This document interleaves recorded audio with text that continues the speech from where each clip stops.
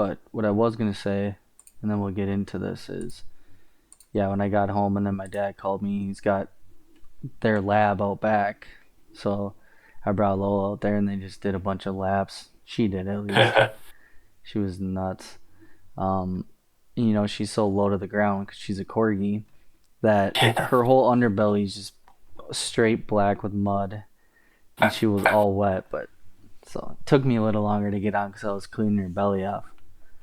Yeah, you don't want that in the house dragging all over the place. No, But you gotta let him out on a nice day like today. It's crazy. yeah, she's a good pup though. But dude, the fights last weekend, what a good it was a good Mexico City card. Very entertaining. I know me and you were texting back and forth because I was watching at home and you were watching at your house. But Brian, I gotta say, from the takeaway of UFC, well, what would it be? I don't want to say it's not. It wasn't a pay per view and it wasn't a fight night. Well, technically, it was. It was UFC Yeah. Vegas '86 because now we got '87. But excuse me, all I gotta say, dude, biggest takeaways from that night is Brian Ortega still got it. Yeah. I was not expecting that, bro, and I was kind of fading him just because of the lack of, he wasn't very frequently fighting. He wasn't fighting much, and he had a year and 7 months layoff. Yeah. 19 months he was gone and 4 surgeries. Dude, good point. The four surgeries one is the craziest part. I mean, that guy, if anyone has like the toughest chin in the UFC, it's got to be Ortega. Yeah. And I don't even think that's the craziest part. I think it's mentally what he was like going through at the time. Like he even admitted it, afterwards and just saying like I wasn't in a good place. I'm doing much better now. So like yeah, I mean we both picked against him just because we didn't know the status of what he was going in, but he proved kind of everybody wrong. Like don't pick against T City. He's here. And I'm all about the hype now too. Like I want to see him go, make a run for it. Yeah, I don't know if you can hear Lola. I think she agrees too. Um, but all I gotta say, dude, Ortega, I don't know. Most people get knocked out when they get hit. Like what year hit him in the first, second round? Most people get knocked out. Brian Ortega, I mean, he got dropped twice, and I was like chomping at the bit. God damn it, Lola. I was chomping at the bit because I had Yair in a big parlay. Give me Yeah. 10 seconds, bro. I'm gonna go silence her. Yeah. And Hey, Lola. Hey.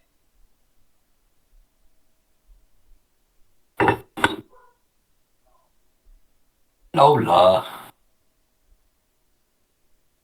La la la la Lola.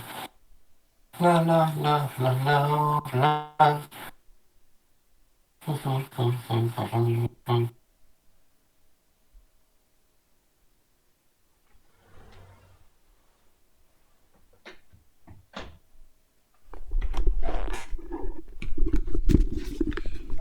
Sorry, she might bark now. I put her in her damn pen, but it is what it is.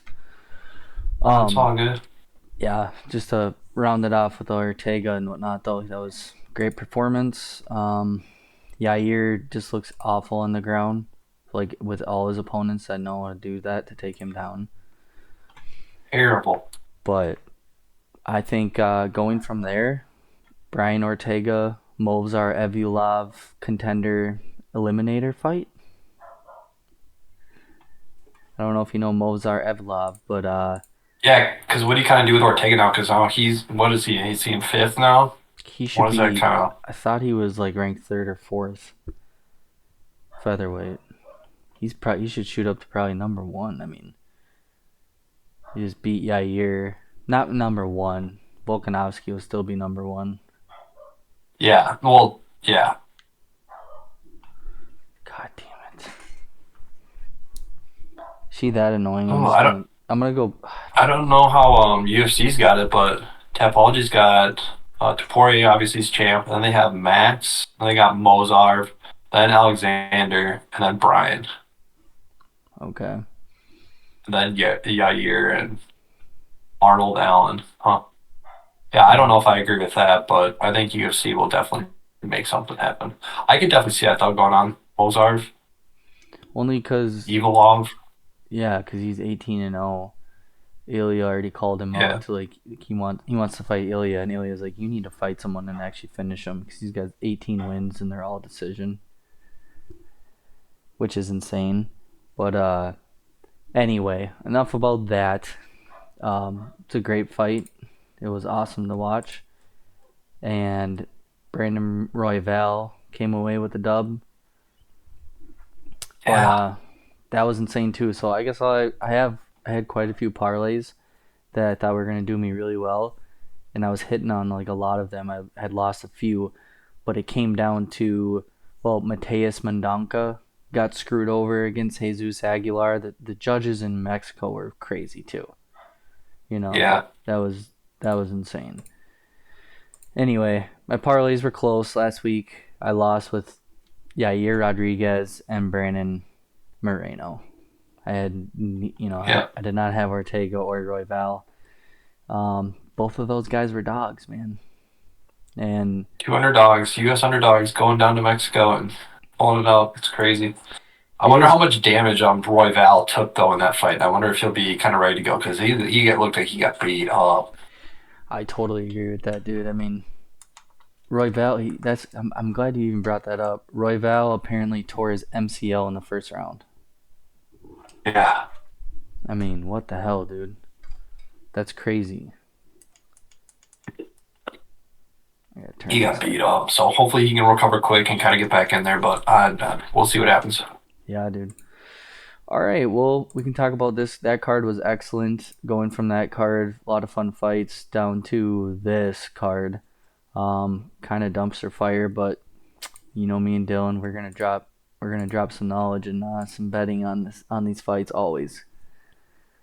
You think so? Connor was kind of saying the same thing too when we were having lunch today. He's like, "Yeah, I'm not really looking forward to it this one, not that much, but I don't know. I'm still gonna watch it. I think it's gonna be pretty Oh, good." dude, yeah, I'm gonna watch it. We got let's just say this, Connor.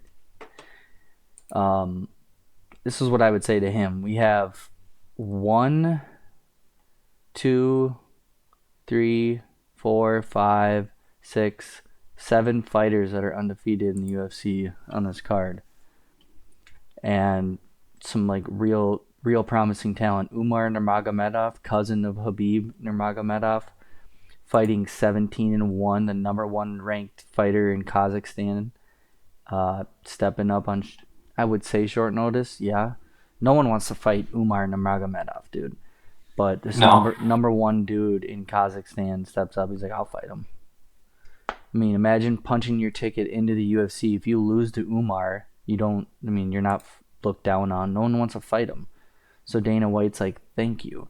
He'll remember that.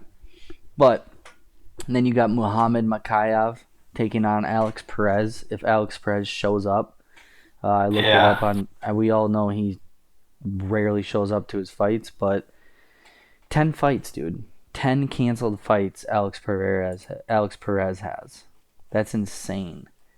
But when he is in there fighting, he looks tough. I mean, he looks good. His last fight was 2 years ago. You got to keep that in mind too. So I just don't know what to take. There's a lot of good fights. And then the main event, Shamil Gaziv versus Rosenstruck for the main event heavyweight. But I'd have to agree. Like we're gonna start it off right here and there. So the number one fight, I would have to say, don't know a damn thing about either of these guys. I do know the Taji Tank. Yeah, it's better to say their nickname versus their real name. This 33-year-old man has fought twice in the UFC.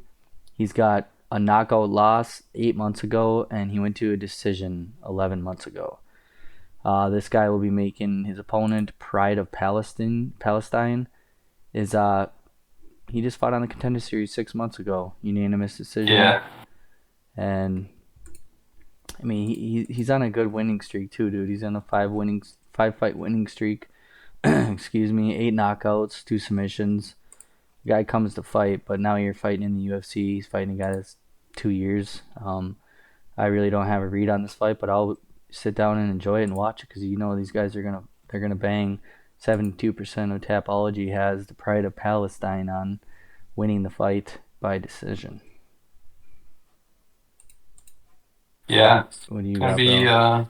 interesting one. I think. Yeah, be a good one to start out the night with. I guess just kind of. I think they'll feel each other out. Probably go to decision. We'll see. Hey, that guy's got, like you said, 2 UFC fights, and he was in the Eagle FC there.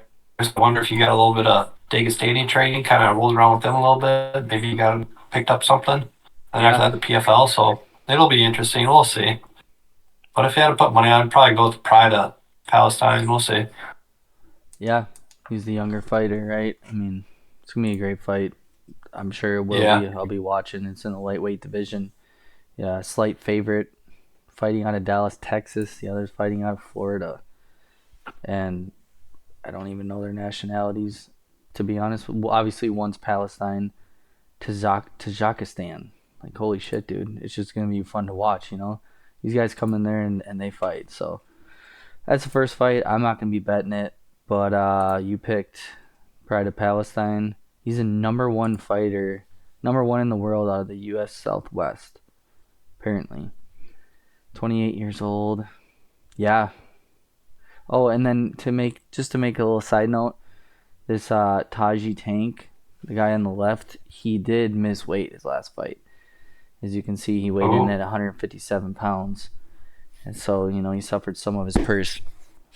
Um, yeah, I don't know. I'm not gonna bet on this fight, but if I had to take someone, I'm gonna take the guy that's had 2 fights in the UFC. Um, he beat Esteban when he was 11-0, so he gave this Esteban guy his first loss. So yeah, we'll move on to the next fight. We got Ludovic Klein taking on AJ Cunningham, and I do know a little bit about this fight, believe it or not.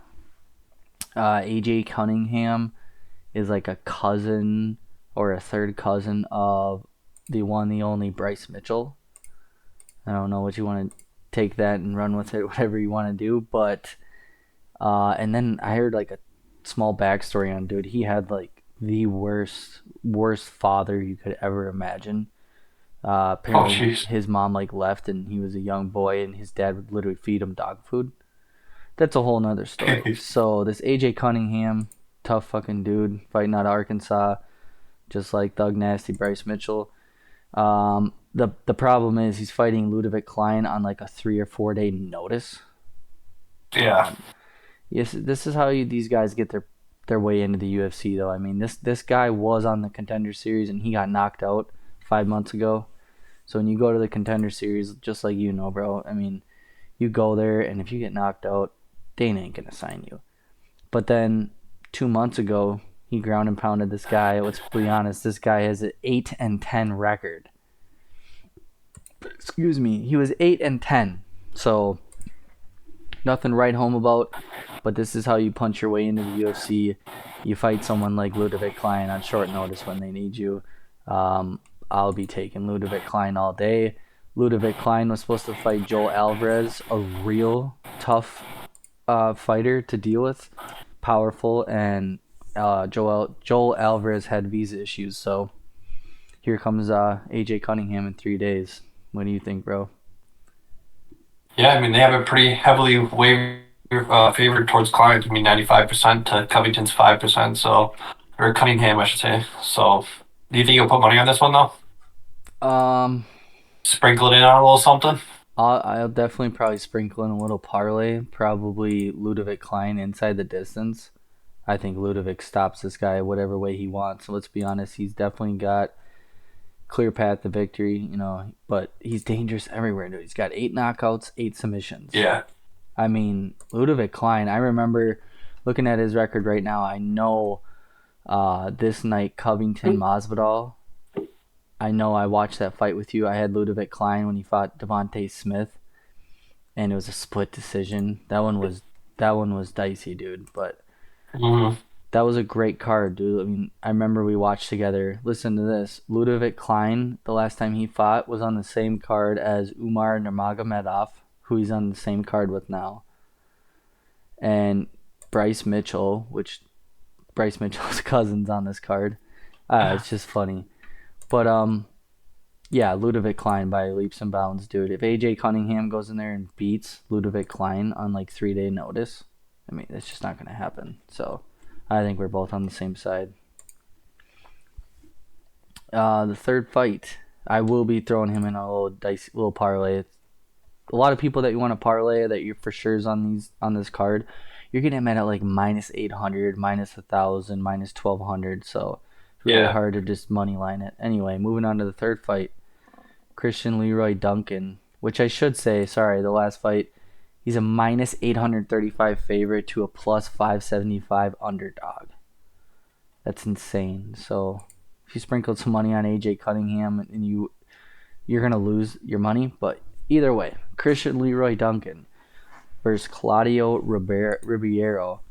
Claudio Ribeiro is a guy that we were talking a few weeks ago. That guy head kick knocked out by Roman Kopylov 6 months ago, to be totally honest.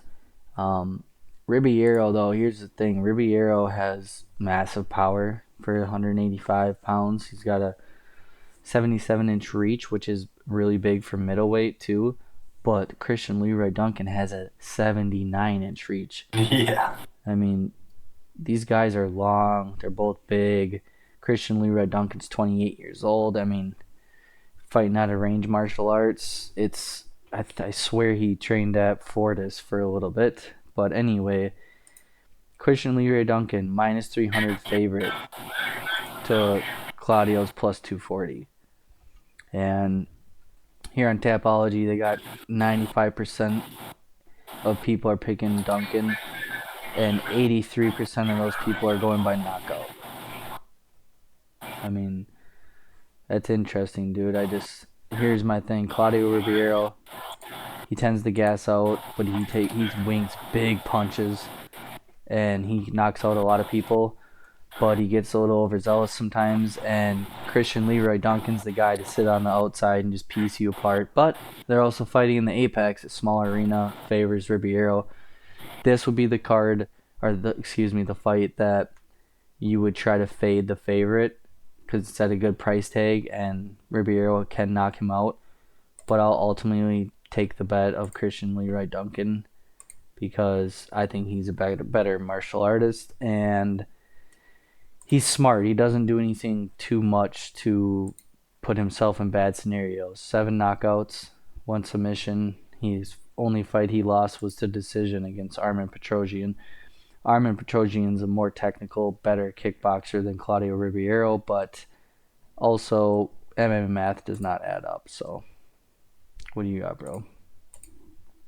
Yeah, I don't think this one goes to the distance. I'm going to take Duncan as well. I think he'll just a little more well-rounded. Mm-hmm. Probably a little more energy. We'll see. CeeLo's got it. Or CLD's got it. Yeah, and I can't wait to see. That's a good point when I look up on the bookies to see when they drop that prop here. I'm gonna look real fast, but I'll be looking for inside the distance with Christian Leroy Duncan. Yeah, I actually just pulled that up too. We'll go inside the distance. Noah's minus 375 for the site that we use. Okay. Yes, it's plus 260. So I don't think it will. Me either. Too bad it doesn't have like by knockout on these ones, but it Oh, doesn't. it They just does see by later. knockout per It only does it later in the week, round. so they're not quite out yet, unfortunately. Yeah. But So it'll be interesting to see it when that happens. yeah, like you were saying too, rounds over 1.5. The over and the under are minus 115. So they can see it definitely going under, but they can also see it going over. I'd be curious. That's curious, man. I mean, that's because Christian Leroy Duncan, like I said, he won't put himself in terrible spots to get knocked out, and he's a smart technical boxer, but also willing to take it to the ground. Ribeiro can knock out anyone in the middleweight division, but he tends to gas out. Probably won't even be betting this fight. I'll probably just sit back and enjoy it because I will say it now, excuse me, like I already did. I think this is one of the fights where if you're willing to throw in a little parlay and you want to upset it, I think Claudio Ribeiro could do it. So just power alone, which the power is massive. So moving on to the next fight. This one will probably be short and quick because I'm sure you feel the same way. You got the Snow Leopard, Javid Basharat versus Amin Zahabi. And I gotta say first, Amin Zahabi has been, I would say, surprising people because I know people are trying to write him off on all three of his UFC fights. He's been an underdog and he's knocked two of them out and went to a decision and beat Ricky Turcios. He just knocked out Ari Kiang, who just fought Daniel Marcos a few weeks back, and that fight was a disqualification. But anyway, this Ari King, he never gets knocked out, and Amin Zahabi, of all people with relatively low power in the UFC, knocked him out. Zahabi's 36 years old, fighting a 28-year-old minus 700 huge favorite, undefeated Basharat. I think Basharat's a fine parlay piece if you're laying big money on him. This guy though, he's not like the biggest finisher. Would I say that he does have 5 KOs and 6 submissions? So yeah, he's a pretty big finisher. I'm just saying like he doesn't go in for the kill and get overzealous and make him put himself in bad scenarios and bad spots. I think the UFC is just paving the way well for this guy. You know, they don't want to throw him something too big of a test right away, and not disrespecting Zahabi. The guy's on a 3-fight win streak. But I'm just saying, excuse me, he's 3-2 in the UFC, not 3-0. Or I don't even know what I said, but his last 3 fights he has 3 wins. But his last 5 fights he's 3-2, and he did get spinning back elbow knocked out 6 years ago apparently. All I'm saying, man, like I think you'd agree, 36 years old, fighting a 28-year-old undefeated. It's kind of like a Volkanovski, Ilya Topuria thing, but those guys are champs. I mean, they're champions. These guys are coming up in the game. But yeah, I kind of look at it the same way. A 36-year-old versus an undefeated 28-year-old who's super technical, who trains at Extreme Couture. I see Javid Basharat honestly probably submitting this guy in the first or second round. If Zahabi wants to prove something, now's the time to do it. But I just don't see him doing it against a snow leopard. I mean, I think I'm gonna put Basharat in on a parlay as well, just because I mean the odds are so grand. So might as well. Yeah, absolutely. I think the odds are going to be definitely favoring us. Good fight though, dude. Like this will be a fun fucking fight. Amin Zahabi, like I said, he just knocked out Orichi Lang. That's his name. I've been pronouncing it every time wrong. Orichi Lang. And Orichi Lang, I'm pulling him up on the screen here. Or apparently it won't go. I think it'll be fun to watch. I think Basharat's he's gonna be too smart in the cage. I know it's gonna be a smaller area, but I think he's just gonna be too smart. It's gonna go to the distance. He's gonna win by decision. Okay, I could see that. I can definitely see that. You know, it's gonna be a great fight. A lot of people. Here's the thing: not a lot of people, including myself, thought that Amin Zahabi doesn't really have knockout power, which he didn't really. And then he goes and knocks out a guy that has never been knocked out. So yeah, it was a weird thing. And he's been an underdog in his last 3 fights, and he's won every one of them. And now he's a huge favorite, rightfully so, against this guy could be the contender or champion someday. He's 28 years old, 14-0, just mopping the floor his opponent. So we're both gonna go with him. I'm gonna be parlaying Javid Basharat too. But after all of this too, when we're done, I'm gonna do my parlays differently now. So I'm gonna put them up on my Instagram at Blake's MMA Show and my TikTok. I made a TikTok, unfortunately, but it's strictly just for MMA. That's all I put on there, except I put on Lola, our dog, once. But anyway, we'll find you and find your next. Don't worry. You know it, dude. Don't tell everyone. No, but it's so much easier. I found a really cool way to, like, I don't know if you saw my last Instagram post where you can just talk about it, with behind me. But I'm gonna throw my parlays out just like that too. Friday, I'm gonna do them tomorrow, so they'll be out tomorrow. But yeah, we're just talking predictions, bets, like everyone knows here. Yeah, dude, I think that'll be a fine parlay piece. but I'll lock them all in, and then you're gonna have to lock them in too, and I can throw them up on my page so everyone knows what we're doing. Heck yeah. But moving on to the next fight. This fight is going to be interesting in itself too. So I'm gonna butcher his name. Vinicius. It's almost like vicious. We're gonna call him Oliveira because that's what he is. Oliveira versus the Lion King. This the Lion King Bernardo. He's stepping in on short notice. Oliveira was going to fight. I butcher his name too. I gotta look. Giannis Gamori. Um, he just, I think this guy's stepping in on like a 5 or 6 day notice, like just shy of a week. But you look at it on the favorites and betting odds, dude. He's a slight favorite at -175 versus +145 slight underdog, and this guy's stepping in on short notice. Then you go over to Bernardo's Tapology, and this dude's tough, man. 7 knockouts, 3 submissions. He's good everywhere. I watched his 2 fights against Vargas and Lopez, both first round finishes. Just ragdolls him. You can tell this guy belongs in like Bellator or UFC, and he's getting his spot.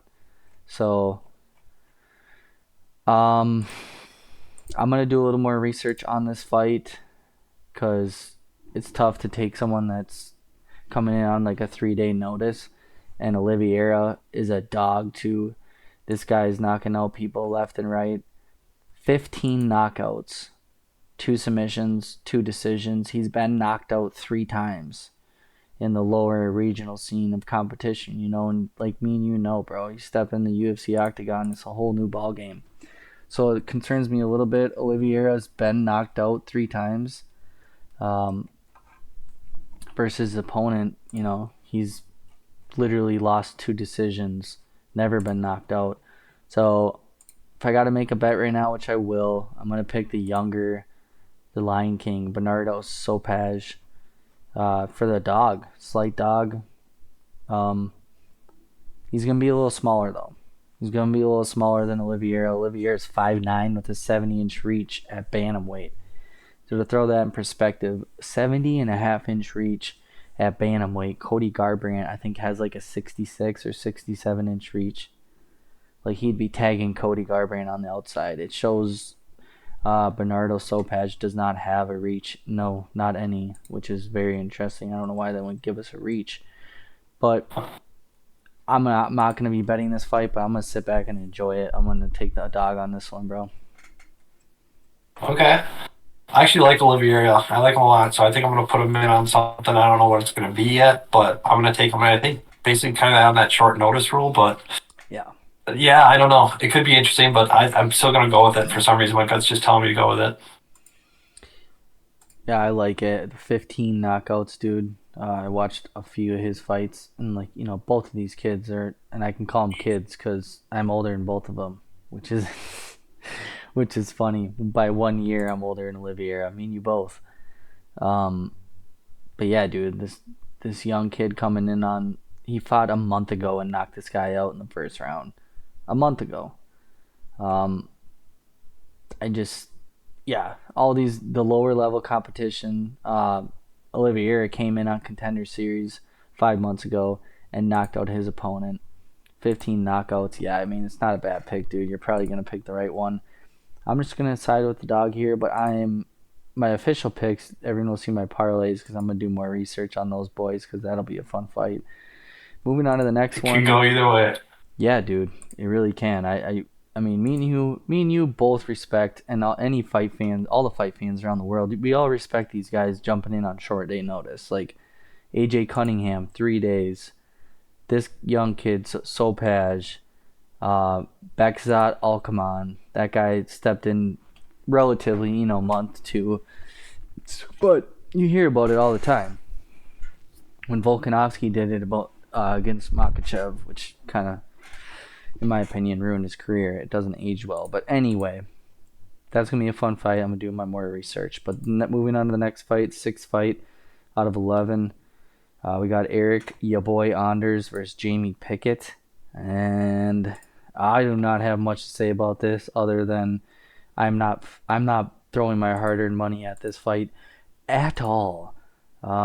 Eric Anders probably gonna knock him out or go to decision, but Jamie Pickett, he just, I'm not gonna say he sucks because obviously he's a fighter, but he's on a 4 fight skid, been finishing all 4 fights. If he loses here, dude, he's gonna be 13-11.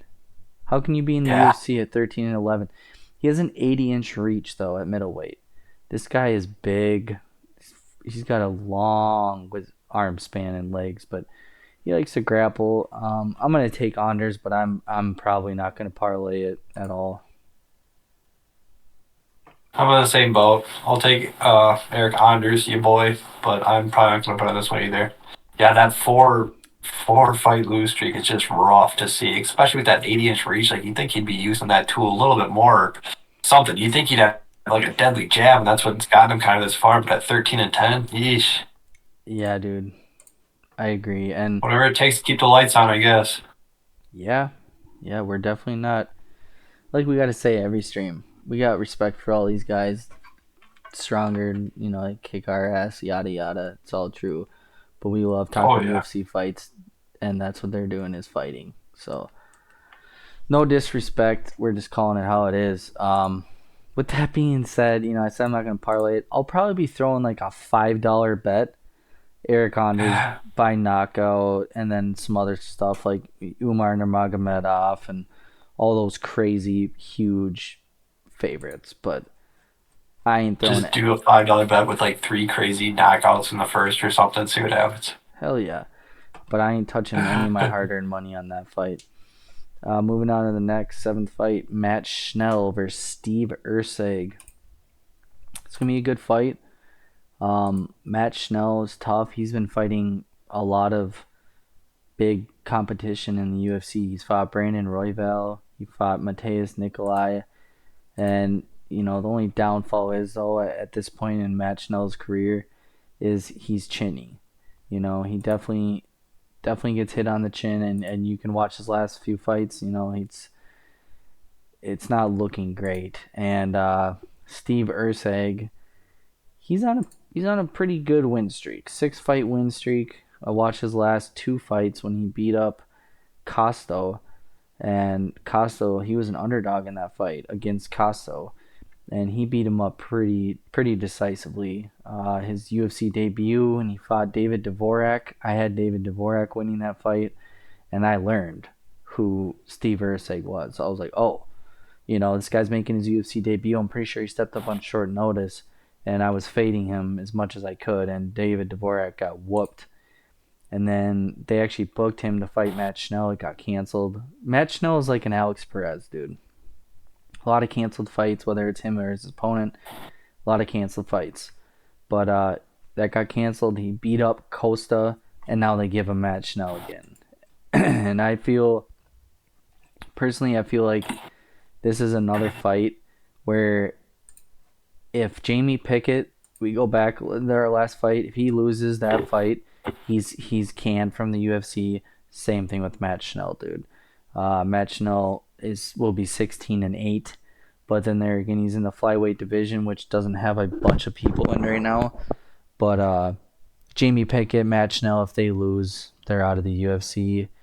And yeah, I got Steve Ursig, and I'm gonna be throwing him out. He's the money line's pretty big, -310. I wish he was less of that. I wish it was more like a plus 250, or -250. Sorry, but the bookies know what they're doing right here, man. Steve Ursig should beat him pretty decisively where he wants, probably decision.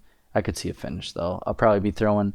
Honestly, probably be throwing Steve Ursig inside the distance. Oh, here it is. Steve Ursig wins inside the distance, -150. So he submits him or knocks him out. He's got 6 submissions, Yeah. 1 knockout, and Matt I Schnell. wanted to get your take and your interest on this one, just see what you had to say on this one, because I was a little cautious on this one. I didn't quite know what was going to happen. Yeah, dude, honestly, I just think, you look at all his finishes. Steve Ursig, he's so good at finishing his submissions by starting them with offensive punching. Striking, I should just say. I screwed that up so bad, but you know what I'm saying. He gets his finishes by his great technical. He's like one of those really technical fighters you want to pick all the time because he doesn't go in there and just throw wild bombs. If his opponent's throwing wild bombs, he's going to counter them and then he's going to take them down. He's going to wear on you. Well, here's the fight. Steve Ursag's got one knockout, but Matt Schnell might be the chinniest dude he's ever fought because I'm not saying Matt Schnell's weak or anything. He's just been fighting for a long time, and he's been knocked out 4 times. He's been submitted twice, and those 4 knockouts were bad. And his last fight, his second to his last fight against Sumaderjo, it looked rough, dude. He was getting dropped left and right. He came back to win that fight, which was insane. It's going to be a fun fight to watch. I'll be parlaying Steve Ursag. And like I said, Steve Ursag wins inside the distance at minus 160. Minus 150. So I'll probably be doing that tonight. It's a good way to open up the main card, I think. I just don't know if I'm quite sold on Ursag yet, but we'll see. We'll watch it. Yeah, and I'd agree. I'm not sold on him, but, it's a 125er. He's bringing in, he will be at a reach disadvantage by 1.5 inches, but I'm not saying I'm sold on him. I just think he beats Matt Schnell for sure. I think Matt Schnell is probably going to get canned after this fight. That's my prediction. But yeah, good fight to start the main card. Moving on to the second fight on the main card, Umar Nurmagomedov facing the number 1 ranked Kazakhstan fighter in the world. And man, I am excited to watch Umar Nurmagomedov. 5% of the people on Tapology having his opponent beating Umar. 5%. Umar should run through this guy, dude, but I did drop a little video on my Instagram a few days ago saying he's 17-1, dude. And he's fighting probably a future champion in the UFC. But this Bekzat guy, he's got 13 knockouts, 2 submissions, 2 decisions. He's been submitted once. That is Umar Nurmagomedov's game, to choke you out. But he can dude, this guy's got, I think it was 12. He's got 12 first-round finishes. I mean, this guy's shredded. He's definitely going to make a staple in the UFC. Do I think he gets through Umar? Probably not. Umar's a minus 1,200 favorite for a reason. But I am going to say I'm going to throw like $40 down or 30. I'm not going to throw 40. I'm going to throw like $20 down that Bekzat wins. You can just go money line. That's plus 725. That's humongous, dude. And you know it just as much as I do. It's the UFC, dude. All you need is get hit on the chin and get knocked out. We watched Joe Pyfer, who was arguably they shot up to be some huge, great prospect, future champion in the UFC. And Joe Pyfer got beat up on by Jack Hermanson for 3, if not 4 rounds of a 5-round fight. And Umar Nurmagomedov, he's great and all, but people want him to go fight the champion and Corey Sandhagen, and it's like, all right, dude, he got through Brian Keller, Nate Maines, and Ronnie Barcelos, and he's 16-0. Yeah, I get it, but you're in the UFC now, and you know who this Kazakhstan fighter, he wants it bad. If he goes in there and beats Umar Nurmagomedov on short notice, and this guy's knocking out everybody. I watched some of his videos, dude. This guy's scary for a 135er. He's knocking people out, just flatlining them stiff as a board. People are shaking. Like, this dude's got fucking power, dude. Good takedown defense. He goes in there to kill. He's 26 years old. I'm gonna pick Umar to win the fight when just making my bet. But you bet your ass this is a little betting show. We're gonna be throwing bets down. I'm gonna sprinkle some money on the Kazakhstan fighter because you always got a puncher's chance, dude. And you watch this guy's fights. He's technical, but he can hit. So that's all I gotta say. I like your take on it. That's why I'm glad we did this, just because that's stuff that I don't see all the time. So I'm liking that, like a little $5 bet, taking Bekzad and then maybe Ribeiro, both by knockout, seeing what that payout day could be like. Dude, that'd be pretty Hell juicy. yeah. Hell But yes, dude. yeah, and I mean, like, there's like what did we say? There's five undefeated fighters on this card. 7. Yeah, we got seven. We got Shamil Gizov. We got Victor Patero, Yep. Yamadov, Mokev, and Umar. Who else we got? We got Oh, Javid Basharat. Basharat. Yeah, dude. So those five? And Christian Leroy Duncan, he's undefeated in the UFC. Or excuse me, he Oh, is lost he? to Okay. Armin Petrosian. No, he's not.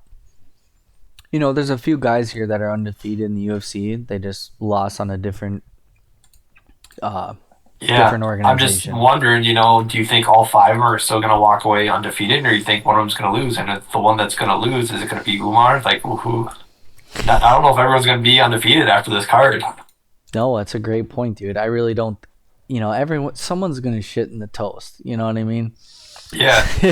There's no doubt about that. One of these guys is gonna get that one next to their name. And personally, I was moving on to after this fight. The number one guy that I think who could lose it'd be Victor Petrino or Muhammad Makayev. You think they're going to lose it? It's one of them. If I had to throw money on it, one of those guys would probably be the one loss on the resume and we'll get there. But Umar Nurmagomedov, everyone thinks he's going to be a champion someday. I think he definitely could. I mean, he's a Nurmagomedov, but you got to run through somebody like this guy who's 17-1, number one fighter in Kazakhstan, getting his UFC debut against you. He wants it, dude. He's going to fight technical. But I just urge you to go watch some film on this guy because, dude, he's got power. He's going to open your eyes up like, oh, shit. There's definitely something there. Like, if Umar gets hit with that, like, Umar's never been hit with this before. I'm telling you, bro. If Umar gets hit with this, Umar might go, oh my God. Like, you can get knocked out, dude. Anyone can get knocked out. So, I will be Does taking... he train with Shakrov, you think? Shit, good point. Shavkat Rakhmonov, maybe. Apparently his gym says Triumph Fights, which that's probably in Kazakhstan. Not. But I mean, these guys, he's had some tough fights, and he ends up coming out with the second, third round, but it's mainly first round knockouts. But this guy's got cardio. I think there's a lot of things I need to look at tonight and tomorrow, but because all the props will come out tomorrow. But like fight goes the distance, like this could be a fight goes the distance type of shit. Both these guys are they both know they have power and finishing ability. Like this could go the distance, dude. And I bet you that's gonna be juiced where this fight doesn't go the distance because they're both finish artists. Yeah. So we're probably both picking Umar though. Yeah, probably. But I like your sauciness there, sprinkling a little something on the other side. But yeah, I'm probably going to take Umar. All right. Hell yeah. No, I have to, on some of these fights too, because all the favorites, that's not how it goes, dude. Not all favorites win the fight, and you know that. But it's like a few weekends ago, people are always, Joe Pyfer lost. It happens, dude. But yeah, we'll move on to the next fight. Alex Perez versus Muhammad Makayev. And I got to say right away, too, thank you, Muhammad Makayev. He was a part of my 10-fight parlay a few years ago, and me and Travis were watching at his house. I had Muhammad Makayev, Arnold Allen, and Aspinall, Tom Aspinall. But I had obviously 7 other fighters, but I can remember, and I'll show up my ticket someday. But Muhammad Makayev, I had him winning that fight. He submitted the guy in the first round. And then here's the thing, though, and I will say this, too. This is another one where Alex Perez, he's been fighting notable UFC fighters, but just has an absolute issue getting to the arena, getting to the cage and fighting, actually. He hasn't fought in a year. Before that, he didn't fight for 2 years. Like, this guy is just, I don't know. and Muhammad Makayev definitely could be the flyweight. Here's another thing. Muhammad Makayev got told if he wins this fight, he will be fighting Alejandro Pantaggio for the flyweight title next. Ooh, Is what I I'm saw. gonna need a source on this. Yeah, I know I don't have it right on me right now, but I feel like a lot of people throw that out there and just I don't know, like just to keep them, yeah, hooked the little bait and hook action. no, But totally. yeah, I can see it. Yeah, I mean, if he beats Alex Perez, 5% of Tapology has Alex Perez winning. 5%. That's insane to me, dude. Yeah, this card is very one sided, so you can see why people are gonna say it kind of looks boring and don't really want to watch it. But I'm still gonna watch because anything can happen. Like we said, it's fighting. You can easily get clipped or something. But I do like Mikhailov by submission, specifically by submission. I think he's gonna get it done. Yeah. No, I totally agree with you on that. I totally agree with So you I'm on gonna it. put that in on something for sure, like a 4 or 5 man, and just I don't think Perez is gonna show up because he's got a problem with that. Yep. He probably won't even show up. Good point. But I'll be definitely throwing a little submission prop on that with you. I don't know. Perez might be able that little $5 sprinkle with him and this Kazakhstan fighter, and then like Steve Erceg inside the distance, and then some other things that will happen, like Ludovic Klein inside the distance against AJ Cunningham, Javid Basharat money line because they have that huge minus 700 favorite. Just all those things, you kind of pile them together to equal out when you get plus money on that of it. But yeah, Muhammad Makayev will definitely be going in by submission, maybe first round submission. Moving on to the next fight, and I'll probably keep this one short and quick unless you want to take over after. But Victor Petrino versus Tyson Pedro.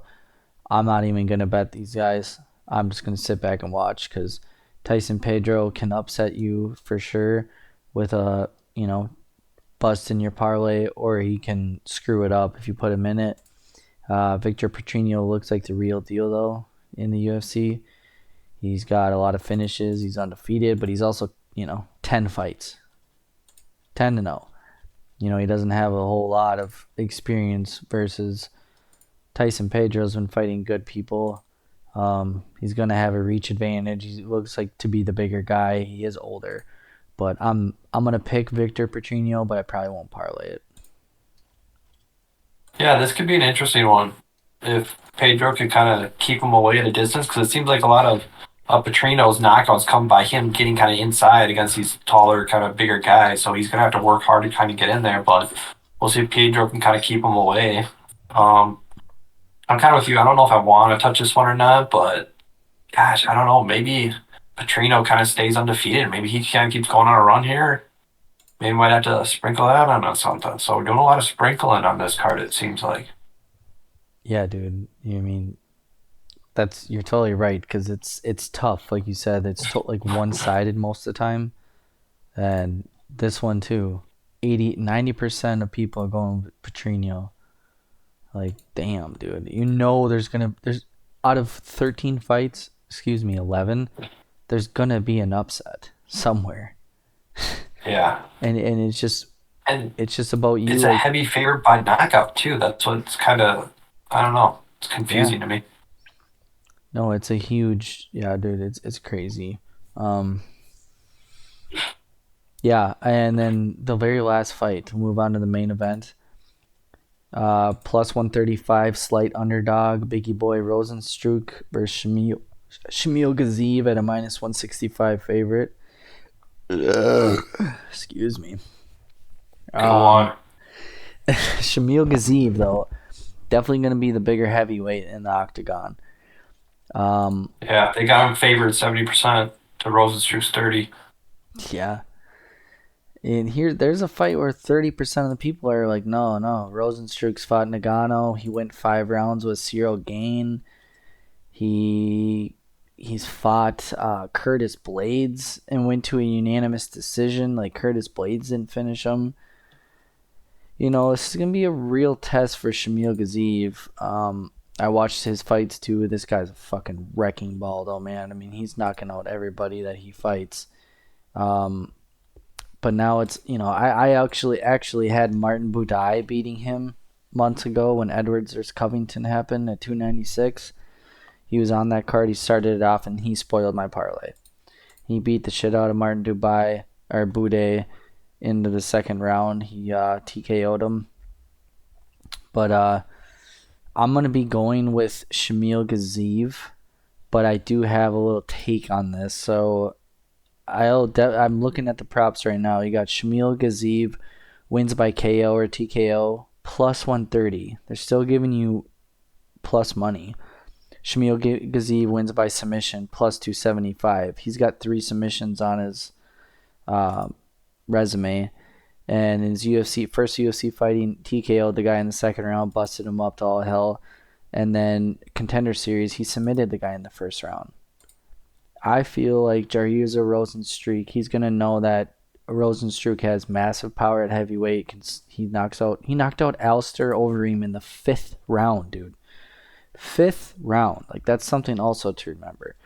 So, Shamil Gaziev, I'm definitely going to be sprinkling in on a submission prop there at a plus 275. Like, I think the game plan is take Rozenstruik down, get him away from his power, right? So you don't get knocked out. Get him on the ground. It's been proven he doesn't do very well on the ground. And people like Curtis Blades took him down super easy. And Curtis Blades is not a submission artist by any means. But the older he's gotten in his career, he looks for the finish by TKO. But Curtis Blades, Jalton Almeida got his back, submitted him in the first round. I think if Shamil Gaziev's, and he's a Dagestani, so the wrestling's there. If he's really smart about it, he's going to look, hit him with some shots and go in for that chain wrestling takedown, get him on the fence, wear on him, get him down, and work a submission or probably ground and pound him out. I hear people saying that Gaziev doesn't hit as hard as you think and yada yada, and someone like Rozenstruik's going to take it. I don't know, man. Shamil Gaziev hits fucking hard, and he's a 6'4" with a 79-inch reach Dagestani Russian. Yeah, he's 12-0. He hasn't been fighting in the great competition like Rozenstruik, but Rozenstruik, I hate to say, he stays flat-footed a little bit too much for my liking. Although he's 35 years old to Shamil Gaziev's 34, and Gaziev's making his UFC debut. Yeah, dude, Shamil Gaziev, here's the thing. If Shamil Gaziev doesn't finish it in the first 3 rounds, Rozenstruik wins this fight. I think Rozenstruik's going to try to get him into the later rounds, try to parry stuff, and just let Gaziev wear out. That's my prediction 100% though, and we can fall back on this next week.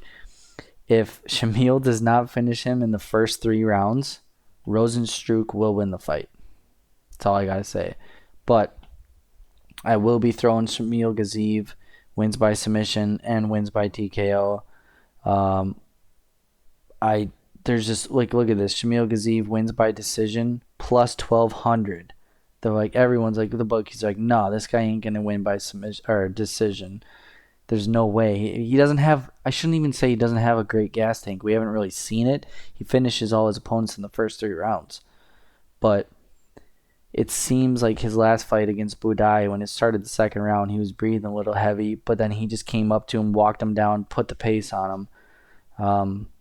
Yeah, dude, I'm probably gonna be sprinkling in, get real dicey with, or not dicey with it, get real crazy with it. Pick Shamil Gaziev in the first round, plus 190, round 2, plus 500. That's crazy. Like, Rozenstruik's tough. I could see it going to the second or third round. Shamil Gaziev beats on him for 2 rounds. It starts the third, plus 1,100 for round 3 win. Plus 1,100. That's 11-1 odds. That might be something I'm going to look at, bro. Shamil Gaziev just to win in round 3. Submission or knockout. I think I'm going to play that, dude, at 11-1 odds. Actually, I just saw that, and that I'm going to make that bet as soon as we get off, because that is crazy. Makes you feel good.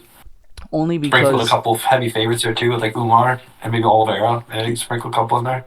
Yeah, and I got to say this, man, only because Rozenstruik is tough. He's not... I don't think he's going to go in there and get... Yeah, Jalton Almeida submitted him in the first round. Jalton's a a jiu-jitsu wizard. And then Chris Dawkins, Biggie Boy, went in there and knocked him out in the first round.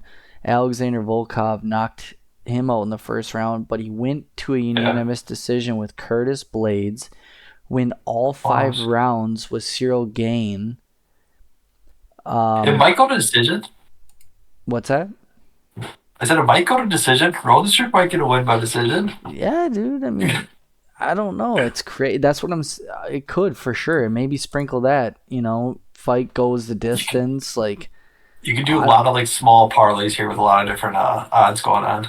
Yeah. We'll see. I don't know. I think Rosenstruck's gonna know that he's gonna kind of come at him in the first couple of rounds. I think he's gonna kind of pull out the Overeem kind of thing. He's gonna hang out until the later the 4th or 5th round because this is a 5-5er. So I think he's gonna hang out there and maybe he might knock him out in the 5th. Who knows? Dude, that would be nuts. I gotta show you Jairzinho Rozenstruik in the 5th round, plus 3,300.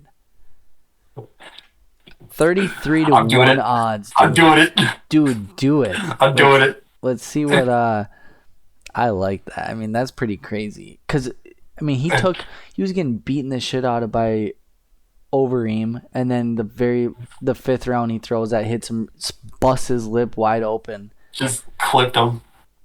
If you bet $10, you could win $330. If you threw, just like that's what I'm gonna bet. That's my only bet. You throw $100 down, $3,300. I don't gotta go to work. Dude, I'm just kidding. I will be at work. My boss watches this. I will be there. Swear to God. Dude, that's nuts though. I didn't even really think of that. Like you already said, man, we really got to think deep on this card because there are some sneaky props on there. Like Umar versus that Kazakhstan cat goes the distance. I'm gonna be looking on that tomorrow. I bet you that. Yeah. You see these guys on those scales tomorrow morning, dude. I mean, I know you'll be watching when you can. Hopefully, I can watch at break because I think it's earlier in the morning. But they're gonna size up pretty well. I'm just so excited. This is a card, and I'm glad you said, Connor. There's a lot of other people, including myself, until I really break it down with you. I'm like, this card's saucy. Like, you really break down these fights. But, like, when you look at it, you just look at the percentages. They're so heavily favored. You're like, oh, they're going to win. They're going to win.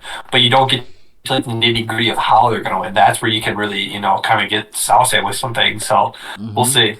And that's what I'm excited about. So, just do, like, a couple, 2, 3 little wins by submission, goes the distance. It could be a nice payday. So this is going to be an exciting one for me. And yeah, we definitely got to pay attention to the weigh-ins, see how people are looking when they get up on the scales. If anybody's overweight, underweight, just how they're looking, how they're feeling, if they're really into it or what. They're bringing that ferocity with them. Who knows? Yeah, dude. And I do got to say, too, though, Shamil Gaziv's going to be a pretty... They have Jairzinho... God, I just butchered that. Rozenstruik at 6'2" on Tapology. Like, this guy's 6 foot tall, maybe. Like, no, he's 6 foot for sure, but he ain't no 6'2". Like, that's a lie. And I gotta say that tomorrow, I want that to be a talking point too, because Shamil Gaziv's gonna look much taller than Rozenstruik. I just think Shamil Gaziv's 12-0, Dagestan. I hope he could piece him up and knock him out in the first few rounds, but I hope he plays it. He could also get hit with something too because he keeps his hands down, and Rozenstruik's knocked a lot of people out. Like I said, though, my only thing, I hope Shamil Gaziv fights smart. He can piece him up, but then once you got Rozenstruik thinking about covering up, take him down. Get him up on the cage and just work that submission game because it's been proven that's where Rozenstruik definitely lacks. It was in his last fight.